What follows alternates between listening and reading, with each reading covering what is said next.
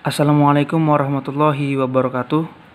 Perkenalkan, nama saya Waskito Wibisono, NIM 33 2018 006 dari Program Studi Pendidikan Matematika.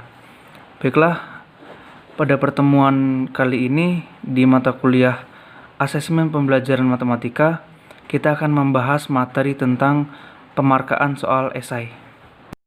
Dalam pemarkaan soal esai, itu mempunyai dasar skema pemarkaan yang terbagi menjadi dasar aspek pembelajaran, dasar kategori soal, dasar tingkat kesukaran soal, dan dasar luas pekerjaan. Yang pertama itu dasar aspek pembelajaran. Sebelumnya harus kita ketahui terlebih dahulu secara pasti mengapa itu harus diujikan dan apa yang akan kita ujikan sebelum kita menguji. Maka, segi aspek pembelajaran dapat dijadikan dasar serta pertimbangan dari skema pemarkaan yang meliputi isi pengetahuan, aplikasi pengetahuan, menafsirkan soal atau problema, berpikir logika, kemampuan menggarap abstraksi, dan pemecahan masalah. Yang kedua itu ada dasar kategori soal. Selain digunakan sebagai penentuan kategori soal pada kisi-kisi, kategori soal juga dapat digunakan sebagai pertimbangan skema pemarkaannya, yang meliputi pengetahuan ingatan, pemahaman, aplikasi, analisis, evaluasi, dan kreasi. Hal ini disarankan hanya digunakan dimulai dari pemahaman, karena ragam soal esai pada dasarnya dipakai untuk mengungkapkan kemampuan yang lebih tinggi. Kemudian yang ketiga itu dasar tingkat kesukaran soal.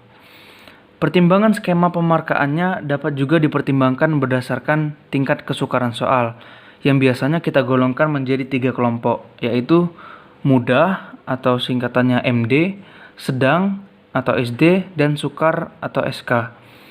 Dan yang keempat, dasar luas pekerjaan. Sebuah pertanyaan atau soal yang singkat dapat membuat pekerjaan testi panjang atau luas, atau sebaliknya.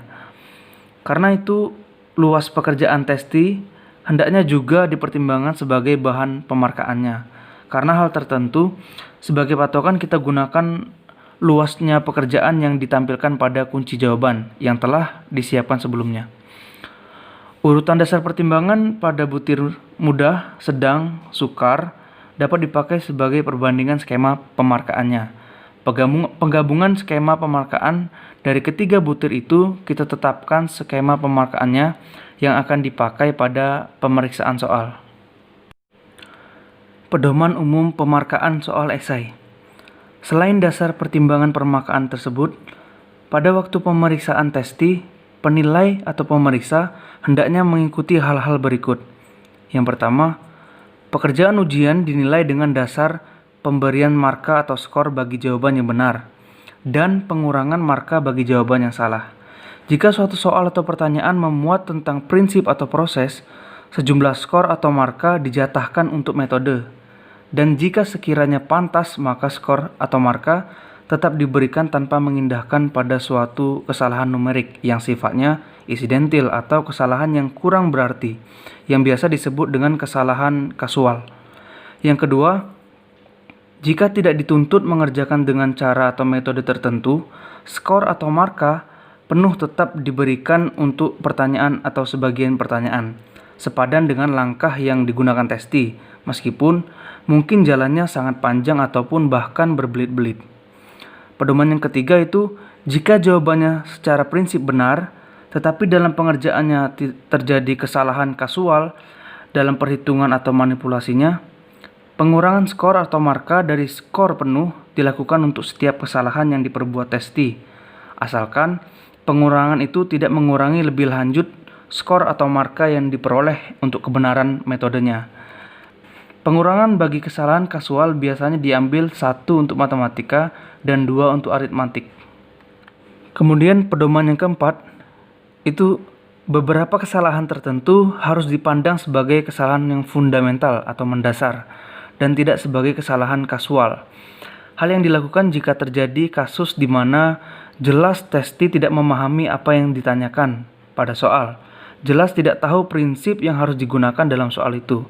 Misalnya, x kuadrat plus y kuadrat dianggap sebagai X plus Y kuadrat menggunakan rumus A kuadrat sama dengan B kuadrat plus C kuadrat min BC cos A untuk menghitung panjang BC pada segitiga ABC, atau menyelesaikan integral dari X kuadrat dikali 3X kuadrat plus 5 dx sama dengan X pangkat 3 per 3 dikali X pangkat 3 plus 5X plus C.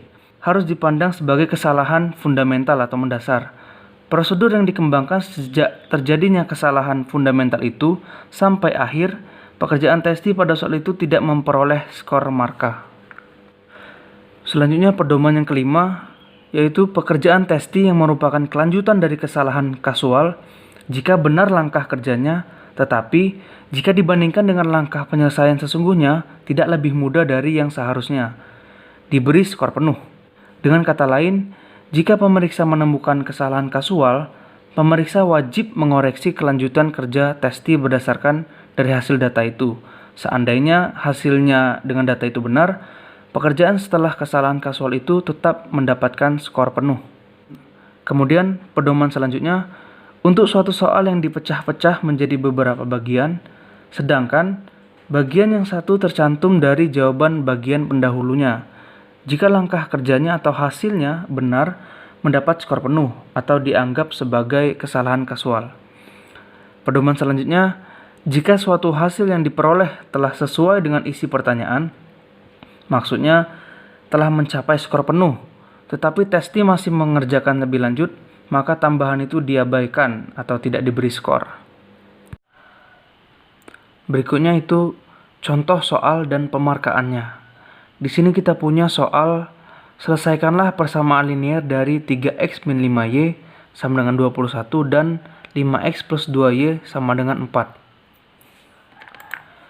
Kita misalkan terdapat 3 siswa yang mengerjakan soal tersebut. Siswa pertama mengerjakan dengan cara mengalihkan persamaan pertama dengan angka 5 dan mengalihkan persamaan kedua dengan angka min 3. Namun, kita bisa lihat kesalahan dalam penulisan tanda operasi pada persamaan pertama, yang mana penjumlahan menjadi pengurangan dan mendapat hasil X sama dengan min 22 per 19 dan Y sama dengan 93 per 19. Sehingga terdapat kesalahan kasual. Dalam hal ini, siswa pertama tetap mendapatkan skor meskipun hasil akhirnya salah karena langkah-langkah pengerjaannya benar. Kemudian siswa kedua mengerjakan dengan mengalihkan persamaan pertama dengan angka 2 dan mengalihkan persamaan kedua dengan angka 5.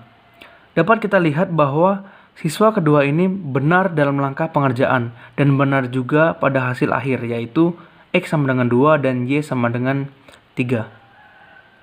Selanjutnya kita lihat lagi pekerjaan siswa ketiga, di mana siswa tersebut mengalihkan persamaan pertama dengan angka 5 dan mengalihkan persamaan kedua dengan angka 3. Jika diperhatikan, pada pengerjaan siswa ketiga ini terdapat beberapa kesalahan, mulai dari kekeliruan menulis simbol atau variabel pada tempatnya hingga kesalahan dalam pengoperasian kali bagi tambah kurang, sehingga mendapatkan hasil yang salah. Norma penilaian soal ragam esai atau skala penskoran. Dalam hal ini, semuanya dikembalikan kepada guru untuk membuat kunci jawaban, skala atau marka penilaian dari tiap-tiap tahap. Bisa kita perhatikan sama-sama, hasil total keseluruhan skor tersebut ialah 5, atau pemarkaannya dapat dilakukan dengan menetapkan kunci jawaban X sama dengan 2 dan Y sama dengan 3 dengan kriteria sebagai berikut. Ada eliminasi. Yang pertama, skor 1 untuk memperkalikan tiap persamaan dengan benar. Yang kedua, skor 1 untuk eliminasi Y atau X. Yang ketiga, skor 1 untuk jawaban benar X atau Y. Dan yang keempat, skor 1 untuk sisa penyelesaian. Kemudian ada substitusi. Yang pertama, skor 1 untuk menyatakan X atau Y sebagai lambang pokok. Yang kedua, skor 1 untuk substitusi X atau Y ke persamaan lainnya. Kemudian, skor 1 untuk variabel pertama, skor 1 untuk substitusi nilai Y atau X, dan skor 1 untuk sisa pekerjaannya. Baiklah, saya kira cukup video dari saya. Semoga bermanfaat. Terima kasih atas perhatiannya. Saya akhiri billahi fisabilil haq fastabiqul khairat. Wassalamualaikum warahmatullahi wabarakatuh.